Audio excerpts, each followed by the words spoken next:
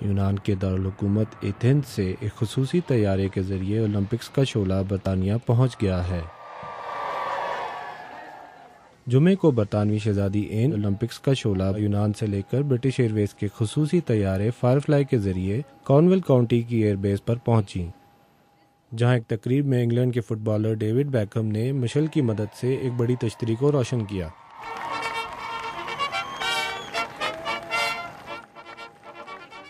تقریب میں برطانیہ کے نائب وزیر اعظم نک کلیگ سمیت 500 کے قریب نمایاں شخصیات موجود تھیں۔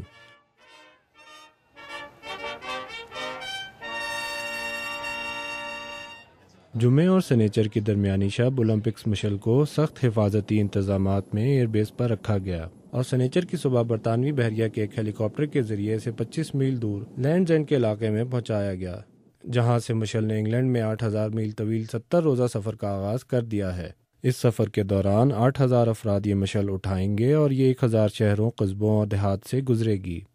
26 جولائی کو اولمپکس مشل برطانوی دارالحکومت لندن پہنچے گی اور 27 جولائی کو مشرقی لندن میں واقع اولمپک اسٹیڈیم اسٹریٹفرڈ پہنچے گی، جہاں پر اولمپکس گیم کی افتتاحی تقریب منعقد ہوگی۔